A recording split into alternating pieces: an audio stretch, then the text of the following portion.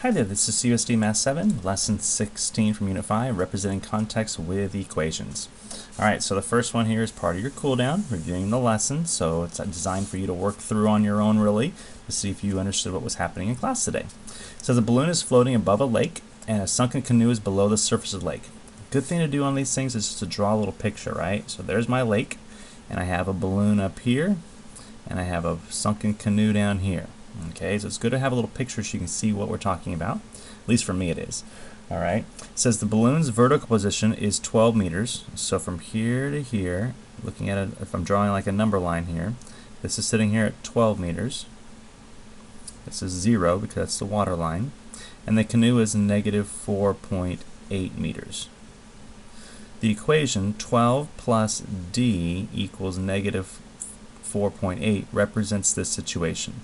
So 12 plus d, which is going to be all this space in between here, represents the situation. So what does the variable d represent? So what is the d? And what value of d makes the equation true, which is about solving it. How could you go from there to there, and what makes it true? So that's kind of your cool down question.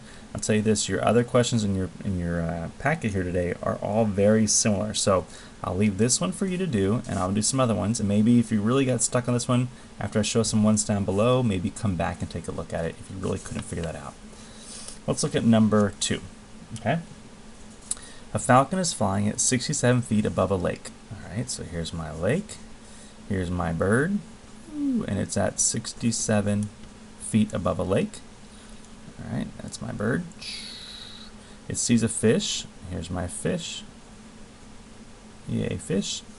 3 feet below the surface. 3 feet. The equation 67 plus d. 67 plus d equals negative 3. And we put a negative there because it's below the surface. So this space right here is our d. So what does the d represent? I would say the d represents the distance between the bird and the fish, right? That's the distance there. So what value makes it true? Well, that means let's solve it up. So 67 plus d equals negative 3. And I want to go ahead and subtract 67 from both sides. So say subtract 67. And I have d equals, here the signs are the same, right? So when the signs are the same, we find the sum. 67 plus 63 is 70. And we keep the sign the same traditionally, right? But does d equal negative 70? That's a great question, okay? Can you have a negative distance in between the two, well, can you have a negative distance in general? No, distance is never negative, right? This is just where it's located in terms of its relationship to the water. So even though I have a negative 7, I would say that because we're talking about a distance, it's going to be positive, and I would say the distance between them is going to be 70 feet. It's not negative 70. The negative 70 says that the bird is going to have to descend 70 feet. The negative stands for descending, and the 70 is the distance. Okay? So the answer won't be negative 70, at least the way I interpret it. We would say that the difference between here to here is 70. And remember, we talked about what we called magnitude several times in this unit. And that magnitude is always going to be a positive number. So the difference between here to here is 70. Granted, you would have to subtract 70 to go to descend, but that's the difference in the actual elevation there. Okay, so again, the rest they're all very similar. This one is just like what was up above. So let's take a look at number 3. The temperature in Nome, Alaska is negative 7 degrees Fahrenheit. Overnight, the temperature dropped to negative 15. The equation is here, negative 7 plus t equals negative 15. So we're thinking about a scale. This is 0. The temperature first is at negative 7, and it drops down to negative 15. All right. And then it wants to know what does the t represent here? Well, the t is going to be what? This space in between to go from there to there.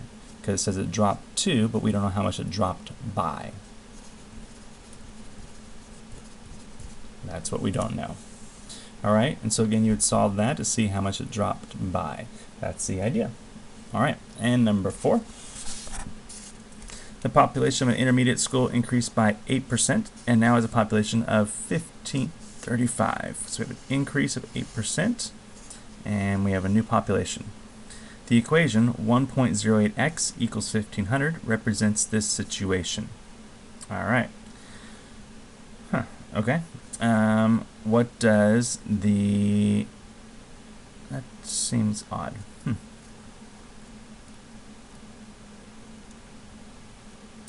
What does the variable x represent? Well, what's interesting is I don't know if that represents the situation. I feel like this should be 1535 right here. I don't feel that this is right. Just looking at it again second time, I didn't notice that before. Because we're saying that you take a population, okay, and this is why I would explain it this way. If you have 100% of your population plus an increase of an 8% of your population, you end up with 1535, okay? So I'm using P as a population. I take 100% of it, whatever I had to start with, and I'm adding to it 8% more of the same population. Now 100% can be written as a decimal, moving it over 2 spaces as a 1. So 1p plus 8% of the decimal becomes what? Move it over 2 spaces, becomes 0.08p equals 1535. Again, my 1535 is still the same. I'm not using 1500. And when I combine like terms, 1p plus 0.08p is 1.08p. So this is 100% plus 8%. This is 108% of the population is going to equal 1535. So that's what the equation really should be. That was a typo there, I believe. So when we look at what they have here, they have 1.08 equals 1535, and they have an x right here where I used a p. So when we're talking about what does the x represent, it represents the same thing my p represented. So think about, what did I say the p was? And that's what you're going to use. Then go ahead and solve that out. Number 5. This is during a clearance sale at a sporting goods store. Diego bought a baseball bat at 40% off. Way to go. And he got it for $66. The equation 0.6b equals 66 represents the situation. Okay. This is a great one because we see that it's 40% off and they use 0.6. Now 0.6, if I go back the other way, 0.6 and hop this way becomes what percentage? 60%. So they're saying 60% of the B, for that's going to be our baseball bat is $66, which is a good thing, okay? Because a 40%